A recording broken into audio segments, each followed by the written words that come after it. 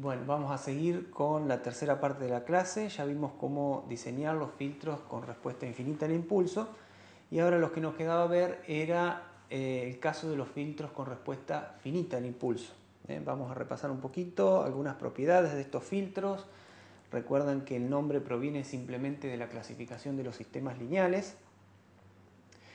cuyas respuestas ante una entrada impulsiva se agotan en el tiempo, en un periodo finito.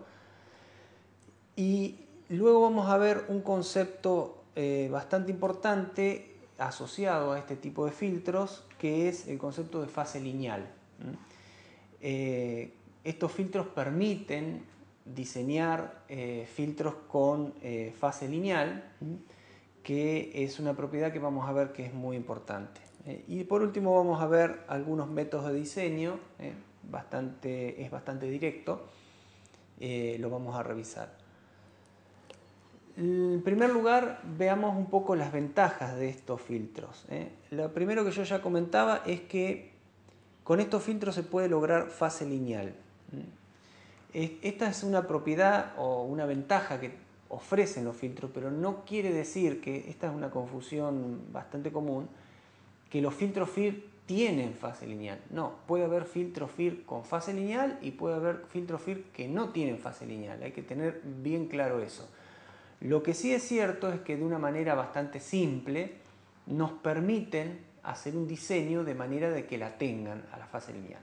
Insisto que después vamos a ver un poquito más en detalle cuál es la importancia de que un filtro tenga fase lineal. Otra de las ventajas o propiedades que tienen estos filtros es la de la mayor estabilidad. ¿Por qué tienen mayor estabilidad este tipo de filtros FIR? Ustedes lo pueden deducir, si quieren, desde los conceptos que ya tienen de sistemas. Si estamos diciendo que es un filtro FIR, estamos diciendo que es un filtro de media móvil, un moving average. Entonces, es un filtro que no tiene polos, que tiene solo ceros.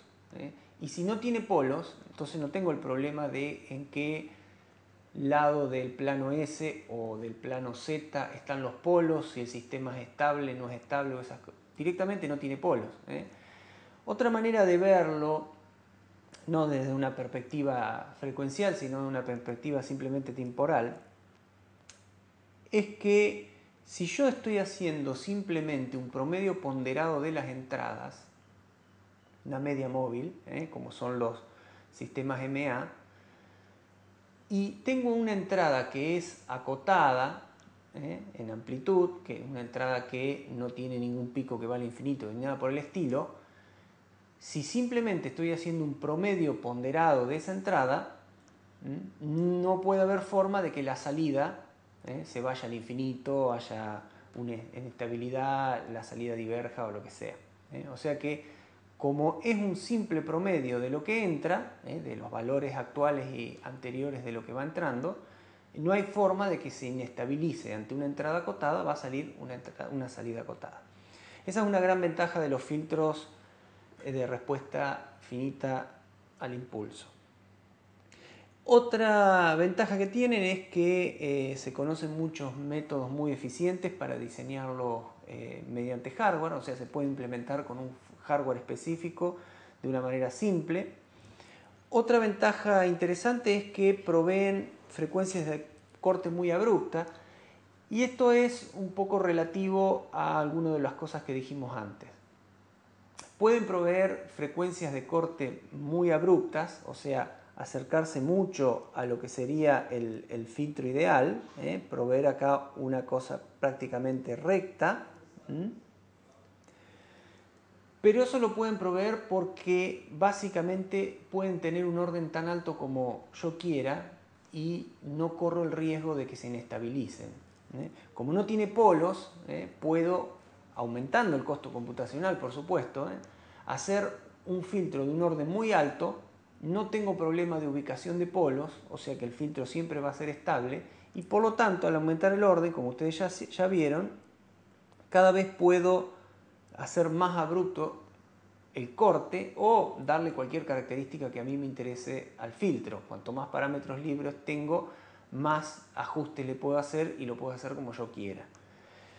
Otra ventaja interesante de este tipo de filtros es que tienen cortos transitorios en la inicialización. ¿Qué significa eso? Es algo que también, si lo piensan un poquito desde el punto de vista de las propiedades de los sistemas de media móvil o los sistemas FIR, como estamos viendo, lo van a entender fácilmente. Nosotros cuando teníamos un filtro IR teníamos el caso de que las salidas anteriores eran, por decirlo así, realimentadas y se tenían en cuenta en la ecuación de recurrencia. Por ejemplo, yo podría decir que y en n era igual a x de n, podría ser menos 0,9 y en n menos 1, para dar un ejemplo cualquiera. ¿Qué pasaba con esto? Lo que pasaba es que yo, supongamos que entraba un impulso o un escalón, bueno, no importa, pero podemos pensar en un impulso, siempre iba a tener esto de que hacía que de lo último que salió se volviera a meter en la ecuación y quedara 0,9 de lo último que salió. Entonces, por ejemplo, yo podría tener una salida que sea 1, 0,9, después 0,9 por 0,9, después 0,9 por 0,9 por 0,9, etcétera, etcétera, que me daba la típica caída exponencial en el tiempo. Y esto no se agotaba nunca. Eso en la práctica, bueno, uno llega a un punto que dice que es 0, pero en teoría no se agotaba nunca. Y dependía básicamente cuánto tarda eso en agotar de ese coeficiente, de ese 0,9 que tengo ahí.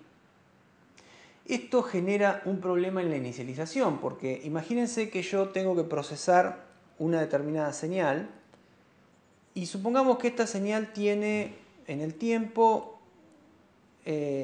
una muestra acá, otra muestra, y va... Esta es la entrada que yo tengo que procesar, ¿no? En general yo supongo que antes del tiempo cero, el sistema estaba lo que se suele llamar en reposo, o sea que todo estaba en cero, que también las salidas estaban en cero, la y en n-1, en n-2, en n-3.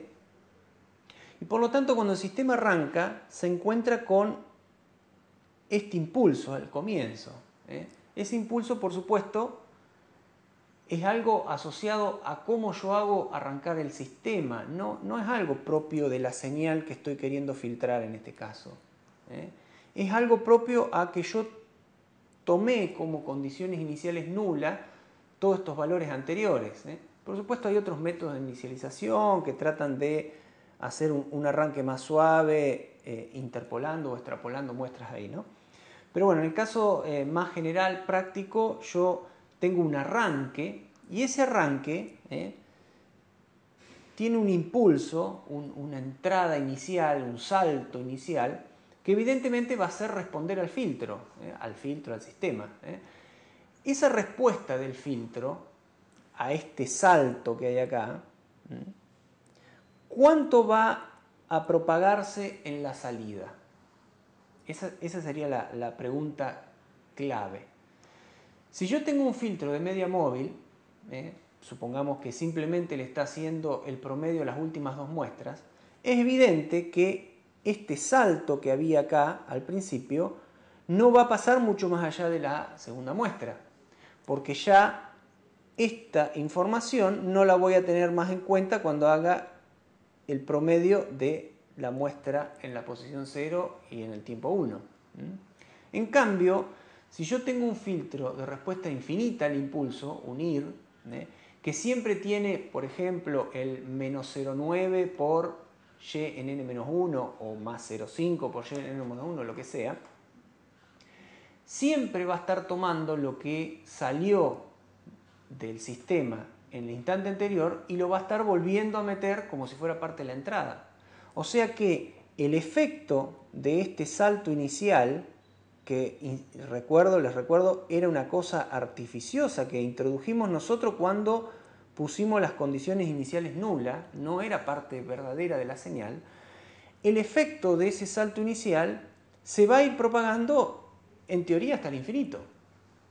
O sea, siempre en la señal de salida que vayamos obteniendo, acá podremos decir la y en función del tiempo, los valores que vayamos obteniendo de salida, va a estar lo que vaya contribuyendo la entrada realmente, va a estar lo que tenga que contribuir la salida realmente, pero también va a estar pegado, siempre va a estar el residuo de esa inicialización forzada que hicimos, poniendo 0 en todas las condiciones iniciales.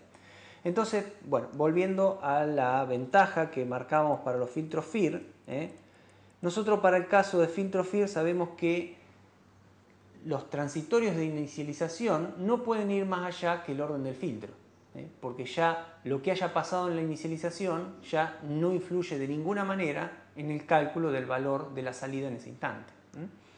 Y finalmente, como una desventaja, un poco también relativa a cosas que dijimos antes y un poco lo mencionamos, es que, por supuesto, para lograr frecuencias de corte abrupto o muchas otras de las ventajas que nos ofrece en el diseño un filtro FIR, se requiere más orden. Si bien no tenemos el riesgo de la inestabilidad, tenemos más orden y al tener más orden se requieren más cálculos. O sea que es una desventaja también relativa a las ventajas que podemos obtener, ¿no?